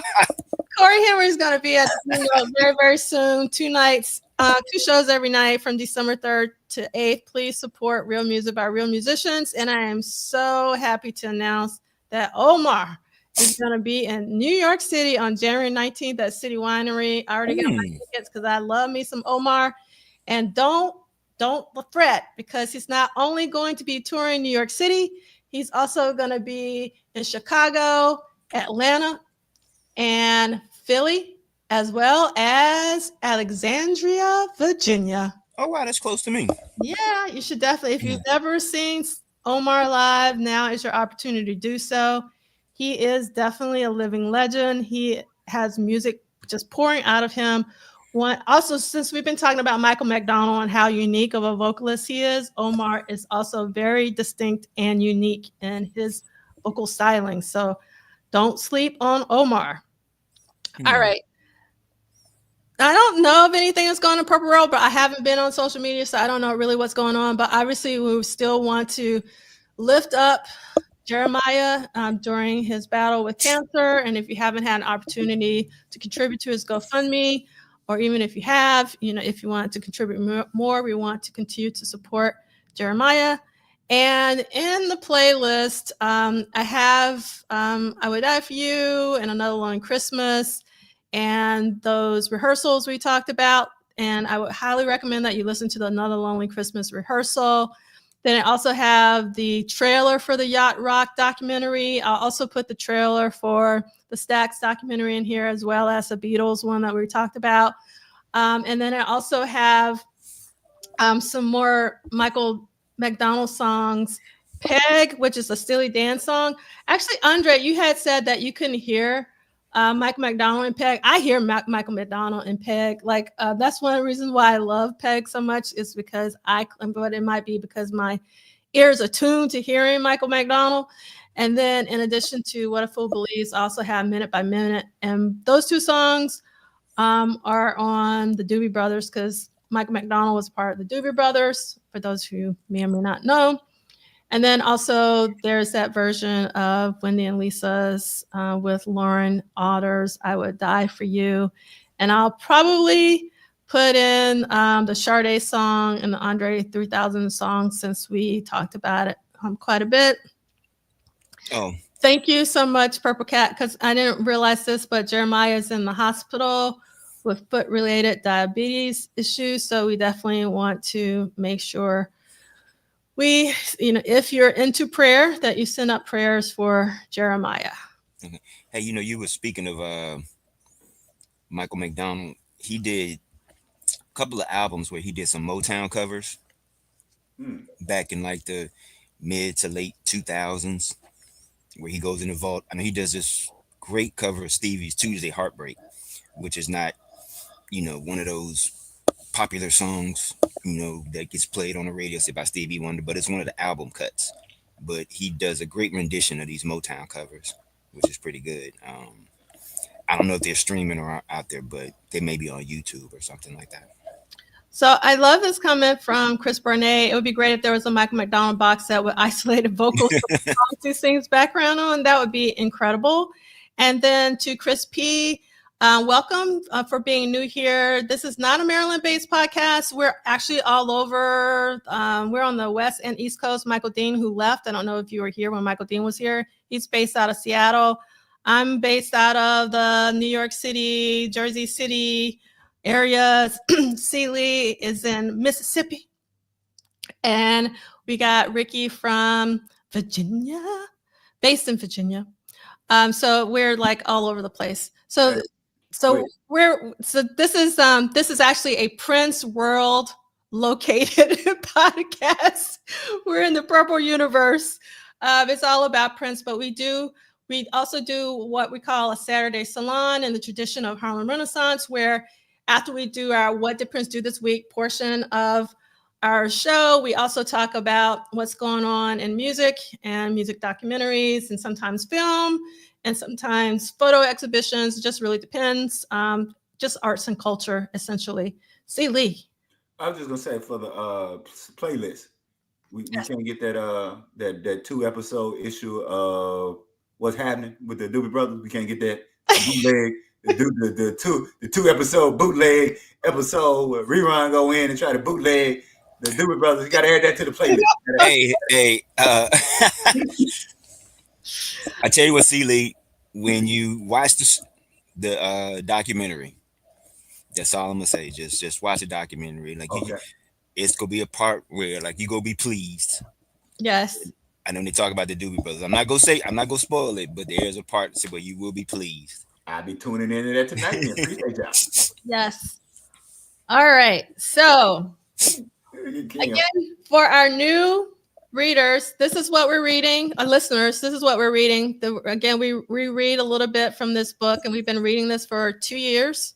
And we're about to embark on our next 2 years with the next book in this series, which is this book. Yep. Where am I doing? And this is Prince and the Studio Sessions, Parade and Sign of the Times era, 1985 and 1986. This is how big these books are. So we're reading it week to week. All right. Look, Blake Brown said, I knew y'all would be talking about this documentary. That's right. You know we were going to be talking about this documentary. So yes, but you still have time. You can catch up with the homework. Make sure you watch that documentary. I think it's really, really, really great. And yes, we hope that Jeremiah has a speedy recovery. Again, please send up all the prayers if you are the praying kind, as I am. All right. So next week, we will be reading pages 457 to 463 for our 100th episode, which I'm very excited about. Please don't be disappointed if we don't have a special guest. But for me, 100 is celebration enough. So I think it's a really big deal. And we are almost to the end. We're going to go to page 470. So after next week, we technically only have, 7 pages left. Incredible.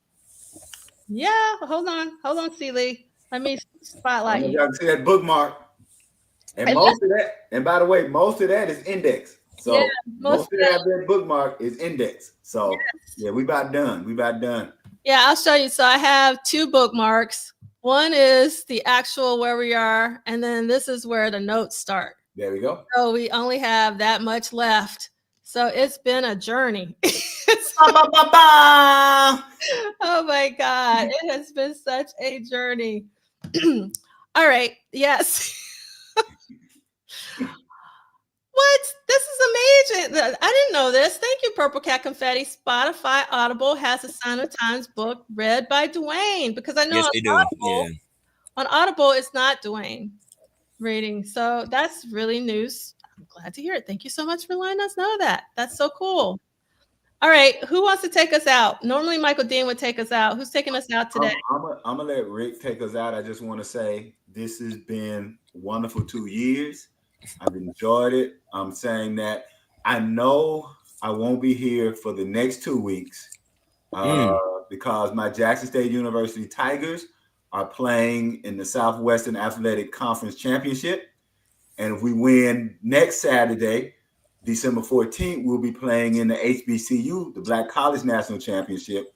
So I know I won't be here the 7th and the 14th. And I got some deadline stuff because I've been asked to write narratives for a short documentary that's being done on the Jackson State football team. Oh, nice. So, hey, congrats.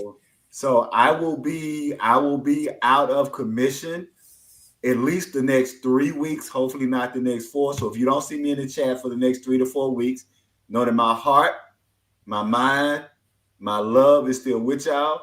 Prof. Duff, thank you so much for creating this space. Brother Rick, thank you so much for being you. Brother Dean, for all of y'all in the chat. Like I say, it'll be, there you go, Sisters and Kia. D.I. Love. There we go. Thank you so much for the D.I. Love shout out. But I just want to thank y'all. Y'all bless me every Saturday. As Brother Turnbull said, the chat is its own thing. And none of this without the chat would be possible. So thank y'all so much. I'll see y'all in about 3 to 4 weeks. But I know y'all going to hold it down. I'll be watching. Look, I'll be watching the recordings. And if Prof. Duff knows, if I like what I see in the recordings, I'm going to let y'all know I like it. And if I don't like it, I'm going to hunt you down and tell you. Now just play. So, thank y'all so much. That's it for me. All right. Before Rick takes us out, Drea Dan says, we are going to have a special celebration when we finish the book. So I got to figure out if we're going to have like a Zoom with everyone can join so we can see each other, or maybe I can do it through StreamYard, but I can't remember like what the limit is. But I would like to do something definitely for the final the final reading of the last pages of the book. So we're definitely going to do something special for that if we don't do it for the 100th episode. And you got a lot of love in the chat, C Liegh. All right, Ricky, take us out. Hey, thank y'all for joining us. This is the season for showing love and gratitude. So love on your people. You know what I'm saying? Show gratitude, man. Be thanks. You know, give thanks. You know, share some Prince music, spend some Prince music. You know what I'm saying? Say and enjoy yourselves. See y'all next week. All right. Thank you.